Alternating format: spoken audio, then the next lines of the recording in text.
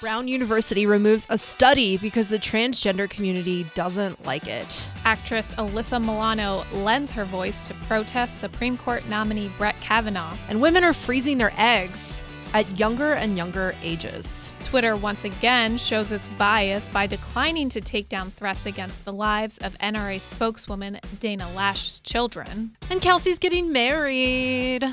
All that and more in this week's edition of Problematic Women.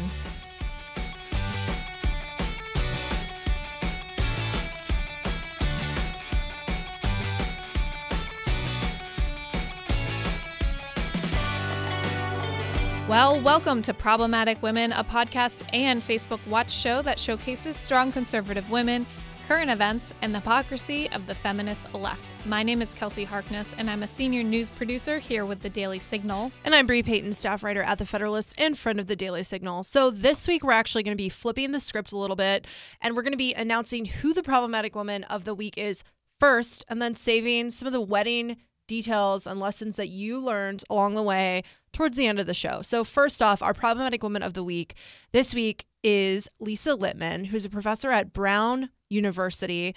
And she came out with this massive study in which she studied more than 250 parents of children who had suddenly developed gender dysphoria. Now, suddenly developing gender dysphoria is different than parents of kids who say that they've always expressed gender dysphoria. So this is like, oh, they start expressing this in a couple of weeks, all of a sudden from nowhere. So she was kind of trying to study that phenomenon. And she concluded that 21% of the parents reported that their children had one or more friends that became transgender identified around the same time as their child.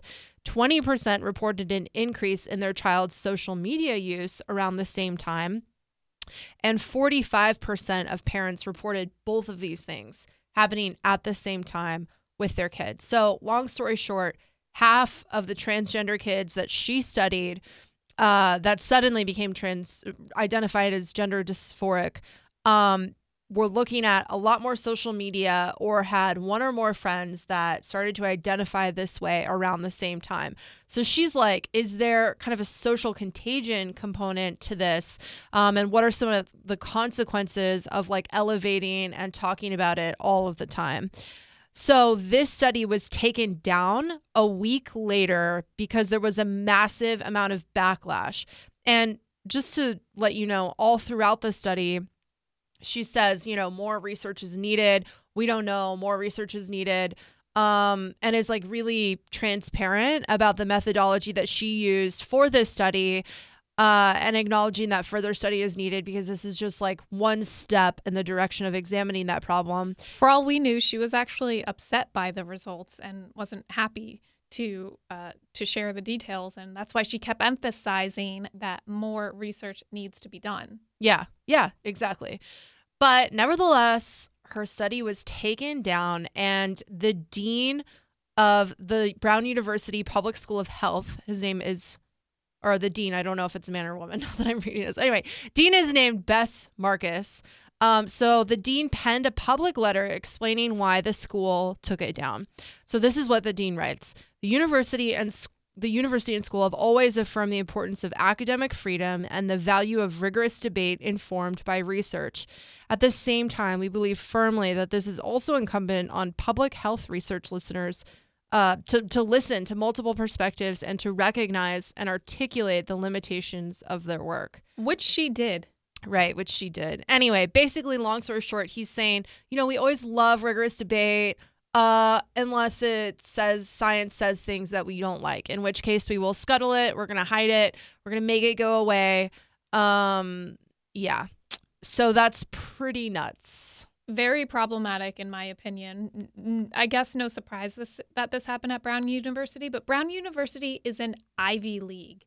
And for an Ivy League to be quashing a piece of research simply because a certain community didn't like the results is very, very dangerous. And I actually think it speaks to the current environment on a lot of college campuses and why so many conservatives are rightly concerned about this, because we hear the left under the administration talking about facts first. We need facts, facts, facts. Well, look, this researcher just published a set of facts and the school took it down because a certain group didn't like those facts. So I think there's two big pieces to this story. One is Brown University taking the story down. The second is actually the study itself and the results that it bared. Sure, I do think that more research needs to be done. This study needs to be replicated and study even more broad groups of children who are identifying as transgender. But this is a study involving children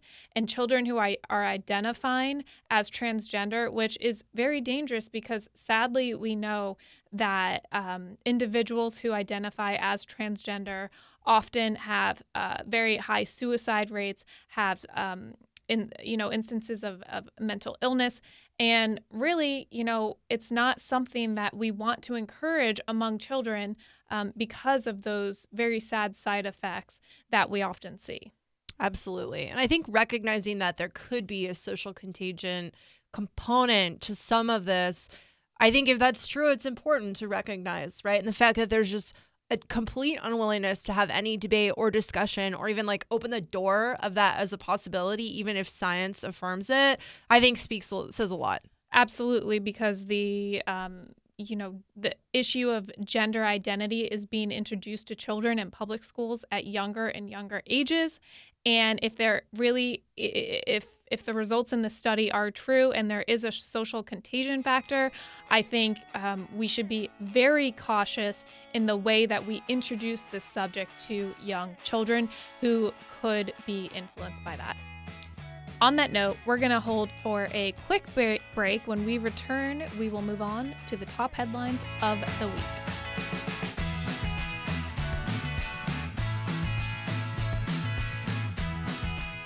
All right, we are going to kick it off with actress Alyssa Milano lending her voice to protest Brett Kavanaugh.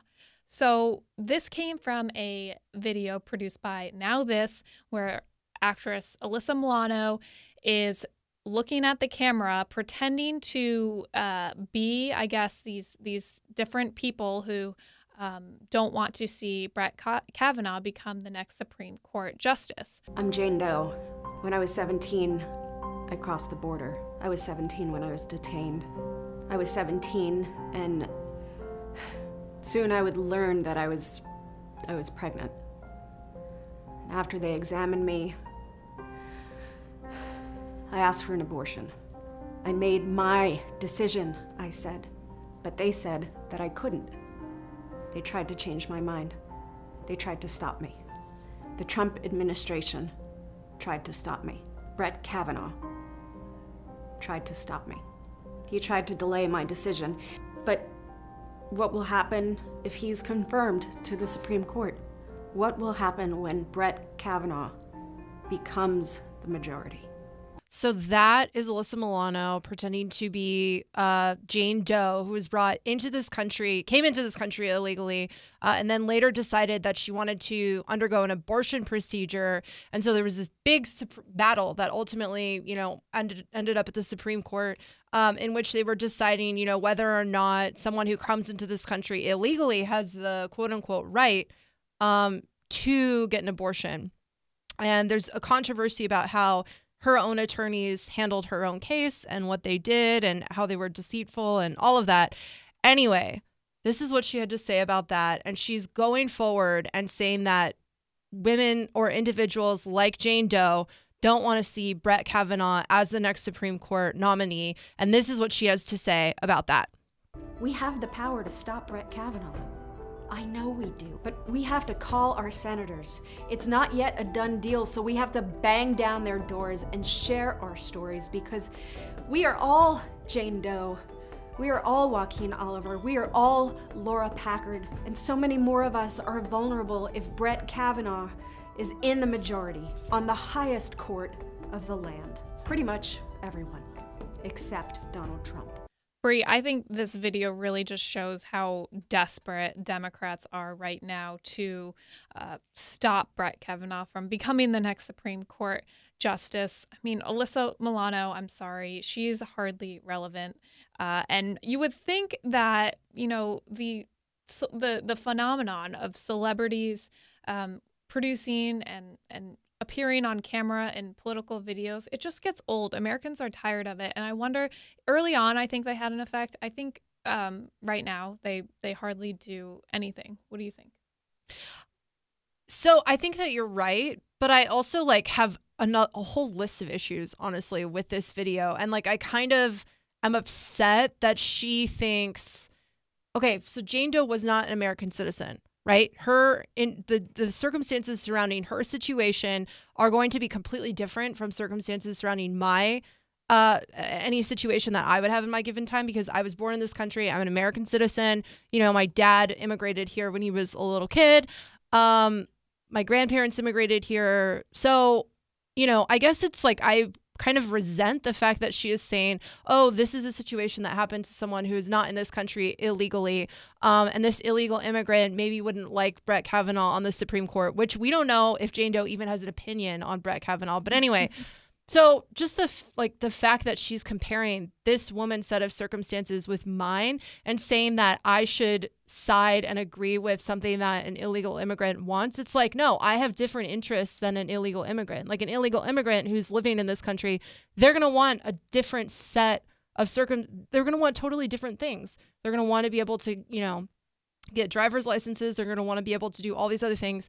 And I don't necessarily want them to be able to do that. And I don't know, just to give this story as an example, I think is just so absurd and deeply offensive. And this story is just one of the many lines of attacks that Democrats are waging right now surrounding Brett Kavanaugh. One of the major ones we're seeing are coming from women's groups who are claiming that women's lives will be at stake if Brett Kavanaugh becomes the next Supreme Court justice. And I do want to do a little plug for a video that we just released on the Daily Signal where myself and my colleague Lauren Evans spoke to a handful of former female clerks, women who actually knew and worked with Brett Kavanaugh, about what they think of him, both personally and professionally. Their stories were awesome. One of them was clerking for him as she was planning a wedding. I guess I have a little extra sympathy for her.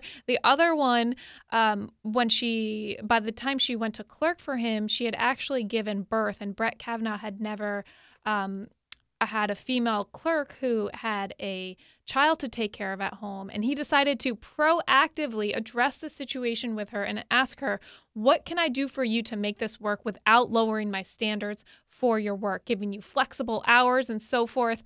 It's really, he sets an example for how men can and should go about communicating with women about their personal lives, about taking care of their obligations at home and balancing those with his work. Here's a quick soundbite, and you can watch the whole thing at the Daily Signal. He's hired more women proportionally than any other judge on the DC Circuit and than any justice on the Supreme Court. I think no justice on the Supreme Court has ever had a year where all 4 of their clerks have been women. And what that means is that Judge Kavanaugh is really contributing to diversifying this segment of the legal profession. He's doing that by hiring women as law clerks, but then also by mentoring them and advocating for them throughout their careers.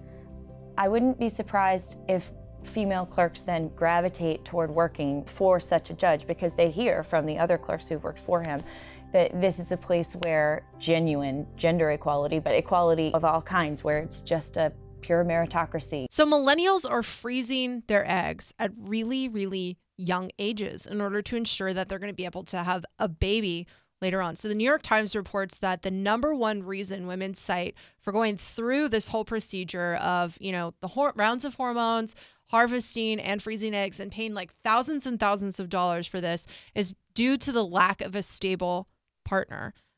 So in other words, millennial men suck so bad that women are just like, we're going to take extreme measures to try to be able to preserve our own fertility. And so in the article, it features a woman who's 26, same age as me, and she's in there freezing her eggs. And she also says while she's on like the table getting evaluated, she's like, oh, your fertility declines at 22, which it doesn't. It starts to decline like later on in your 20s. So anyway, but there's this girl in there who's 26 years old and she's going in to get her eggs frozen.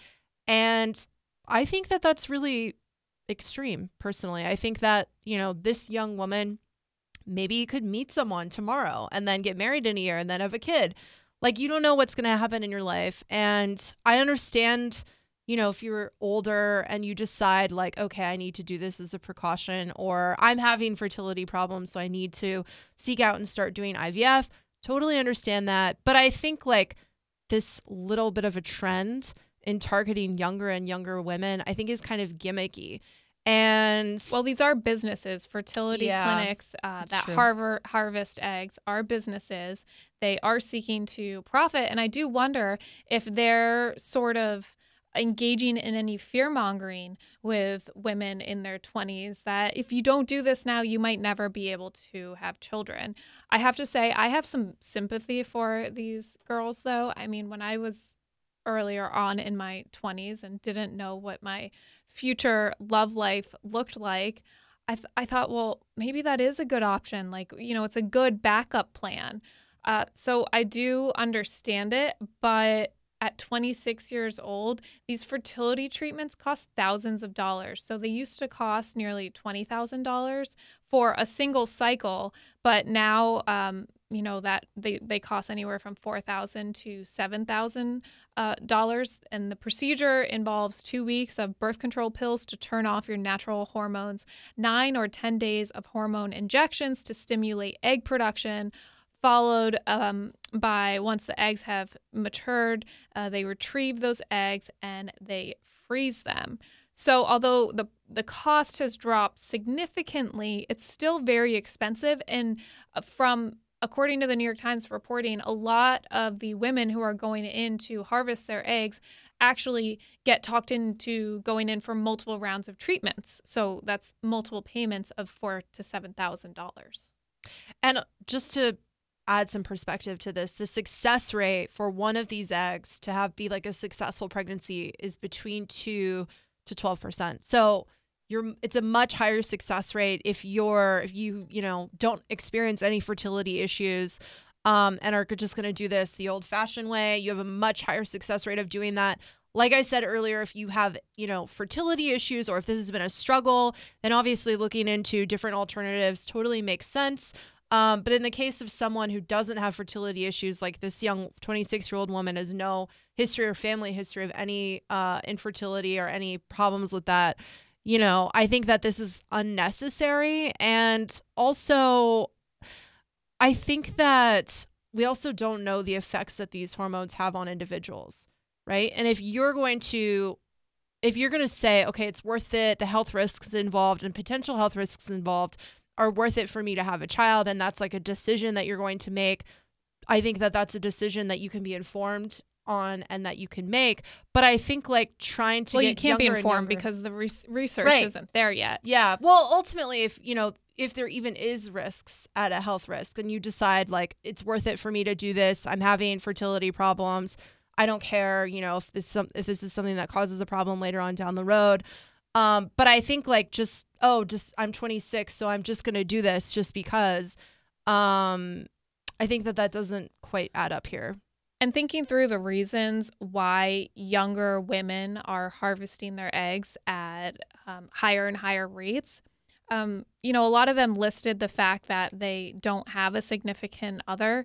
And so, we question, and thinking through why that is, why do women feel insecure?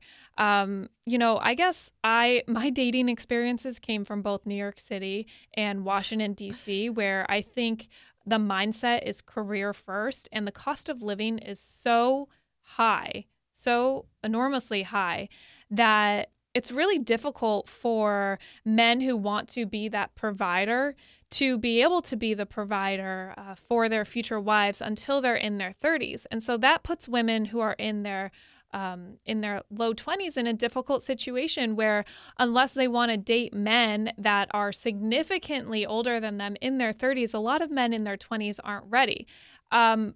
We got in an interesting conversation about why men aren't ready to get married in their 20s with some of our Federalist colleagues. Bree, I'm curious of your opinion, and do you think it's problematic that men are not, at least in my experiences, a lot of men in their 20s are too immature to get married yet? I think it's a huge problem, and I think that I think this phenomenon speaks to like how badly men are struggling in our society, right? And this is something that I've written about a bunch of times. Just statistically, especially in urban areas, like women out-earn men by like 50% of women in urban areas out-earn men and are like the breadwinners in that situation, which isn't bad that women are earning more money, but I think it speaks to the fact that men are struggling to be able to keep up. And there's a lot more women going to college and graduating from college and doing other things that we kind of associate with like maturing and graduating roles and things like that. So I think that, and also men lead like the suicide rates, men lead like overdose rates and addiction rates and all of these other like really bad things that are seeping into our society. I just think that this really speaks to kind of the pointlessness that a lot of men feel about their existence. And they don't like, have a sense of purpose. Yeah, they don't have, right. They don't, men in our society oftentimes have a sense of purpose. And I think that that's manifesting itself in a lot of these statistics. And I think that when women are going to freeze their eggs and they're saying like, I can't find anyone because the dating pool is so slim, I think that that also speaks to this problem and this phenomenon that we are seeing with men in our society. I think it's a very good point. I'm sure there's a lot more reasons why women are choosing to do this. I hope that more research comes out.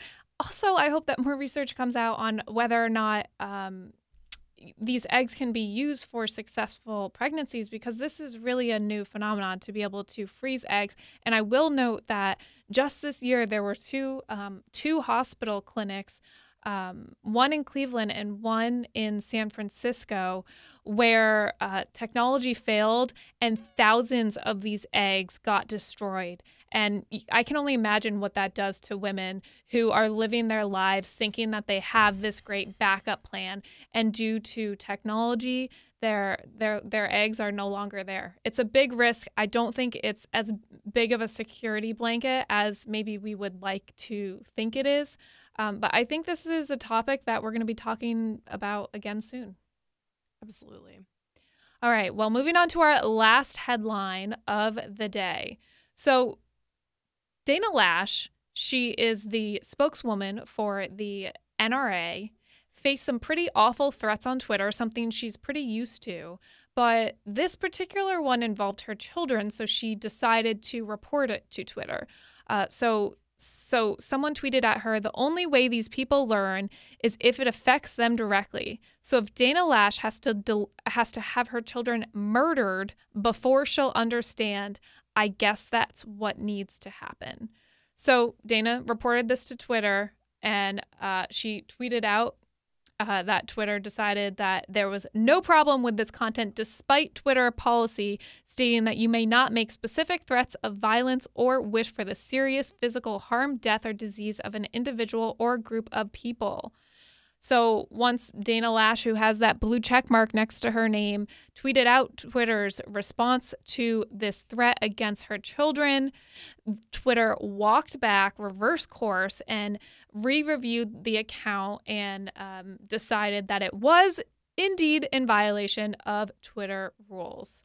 So I think this is a huge example of the bias that conservatives face from social media. I don't know why, whenever these instances happen, Bree, it is always happening to conservatives, never liberals. Oh, I know. Yeah, it's ridiculous. And this is the same pattern of behavior that we've seen time and time again, where Twitter or Facebook does something ridiculous, overdoes their policy, or in this case, doesn't do enough that clearly goes against their stated policy and what they're supposed to do. And then there's a huge backlash and people freak out and yell about it when it's someone prominent enough where this happens to. And then Twitter or Facebook is like, oh, sorry, it was an accident. Okay, I would buy that if this happened once or twice, but sorry, I'm not buying it when this seems to happen like on a daily basis. And I wonder how many conservatives who don't have the blue check mark next to their name, who don't have a bunch of followers, who don't have a bunch of other people in a prominent platform to raise this problem, I wonder how often this is happening to them. It's a good question. And I think what's unfortunate about this is that these social media platforms are really only hurting themselves when they decide not to take action when it comes to these types of instances of conservatives being targeted with threats of violence. Because right now, just next week, we're going to have Facebook and Twitter, Jack Dorsey from Twitter and Sheryl Sandberg from Facebook testifying before Congress on bias on social media platforms, and members of Congress will really be asking, should these platforms be regulated? Now, I think, as conservatives, a lot of people don't want to have government involved in regulating social media platforms. We really believe in free speech, but I think so many conservatives out there are seeing these types of instances where there's so much clear bias against them that they almost, want the government to step in, which I think is jumping to the wrong conclusion. But this is an issue that's going to play out. And I know I hear from a lot of our Daily Signal readers, they're very angry because, they'll be posting some of our content and it gets flagged as offensive or inappropriate. So I think it's a big issue, and I am glad that Facebook and Twitter are going to be forced to answer for it, but I would caution conservatives not to jump too far into this and ask the government to get involved in social media, which really is free speech. Also, it's clear that these congressmen have no idea what they're talking about. No idea. So it's like, I really don't want these people or their staffers to try to regulate this. This just seems like a terrible idea. But I don't know. On the one hand, I am glad that maybe this will raise a little bit more attention. And I think that we need to shame these platforms into they should be held treating accountable. people equally. Absolutely. Yes. So we're going to take a quick break. And when we come back, we're going to talk about Kelsey's wedding. Woo.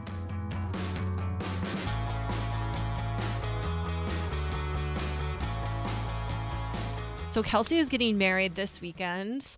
And we're going to talk about just everything that's happened since you've been planning it. So, Kelsey, initially you wanted kind of a medium-sized wedding, and then trying to keep it to the number that you wanted was like this struggle, and you ended up compromising with your fiance.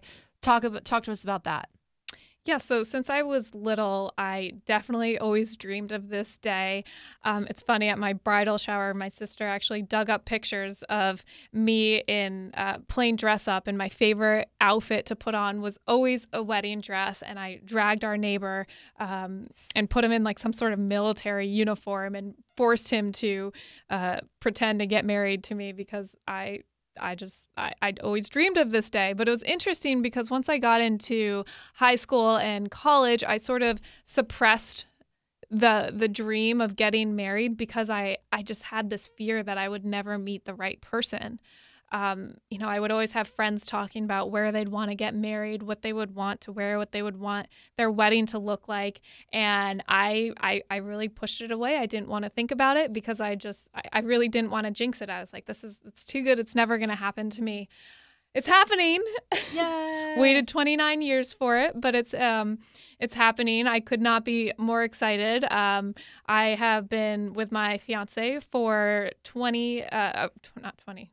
That's how old I am. Been with him for 4 years. We actually met here thanks to the Heritage Foundation. We met at a communications reception that we were at. So yeah, he has a lot of friends. He's a very social guy. I certainly am too, but I did want this medium-sized wedding. And our guest list, when we put it together, just grew and grew and grew. It was over 225 people, and that just really intimidated me. It was going to be expensive and just a lot of people to like say hi to in one day. Luckily, you know, we chose to be selfish and get married over Labor Day weekend. So we actually had a lot of people say no, which he told me at the time when he was adding people to his list that this would happen. He just wanted to invite them so they know they were, you know, in our thoughts, and we wanted them to, you know, feel included and invited. But the reality is he's from Iowa. We're getting married in Virginia. It would be a long trip for everyone. So we ended up at a nice number around 150. Okay, so tell us about your fitness goals leading up to the wedding. Yeah, I've had some friends ask me about this. I think I have some good advice for anybody, whether or not you're getting married. So I'm really into yoga. That is the form of exercise I love. I'm a strong believer that, you know, you have to enjoy exercising. It needs to be a form of release. So for some people like me, that's yoga. Some people that's running. Some people it's those like power body pump classes. Whatever it is, just find something that you enjoy. And then the next step is, when I wanted to sort of take it to the next level for my wedding, is challenging my body in a new way. So I'd been going to the same yoga studio for a couple years. My body was very used to it. I wasn't trying to do anything crazy for my wedding, just get a little more toned. And so it actually happened that I moved just a couple months ago, and I joined a new yoga studio, and the studio had a lot more advanced classes. And so it really did challenge my body in a different way. So I think when it comes to working out, if you're not seeing the results that you want, then just try something different, because your body gets used to doing the same moves. If you only run, you're using the same muscles every day. So once I joined this new yoga studio, I was doing different kinds of moves, and I saw changes. And then to top it off, for the last 2 weeks, I decided to add some bar to my workout regimen. If you don't know, bar is a class where it's a ballet inspired, and you use low weights and you do high reps. So it's good for toning, which is exactly what I was looking for. And again, this is challenging my body in a different way. So I'm happily seeing the results that I want without doing anything too crazy. How many days do you work out a week? Well, okay, this is interesting. I used to never be a morning person, but I think this summer I've just been so excited about this wedding, and I've been wanting to look good for it. And so I decided I missed too many yoga classes. I try to work out 5 or 6 days a week, but it would never happen. It would be more like 4 days a week. But this summer I decided to get serious, and I decided to become a morning person. So I've been going to yoga almost every weekday morning at 6:30 a.m. And it's been awesome, because I no longer have to miss yoga classes if I have to stay at work late or have something I want to do after work. And I really hope I keep that up after the wedding, because it's been a really good change in my life just to get up, get the workout done and over with. And it gives me time to digest the news, what's going on in the morning, listen to my podcast. It's been a really positive change in my life that this wedding has sort of brought on. And I just hope I stick to it. So ask me in a couple weeks if I'm still a morning person. Hopefully there's still something exciting to wake up for. Hopefully, yeah. Well, that wraps up our show for this week. Thank you all for tuning in, as always. And if you know a problematic woman, please let us know. You can follow all of my work over at thefederalist.com, and you can follow me on Twitter at Bree_Payton. You can follow my work at The Daily Signal and on Twitter at Kelsey J. Harkness. This podcast is a collaboration of The Daily Signal and The Federalist, and it is produced by Lauren Evans of The Daily Signal. So if you like this podcast, please support us by rating and subscribing on iTunes, SoundCloud, or wherever you get your podcasts from. We appreciate you sharing problematic women with your friends, and for supporting strong conservative women who are standing up for America's culture.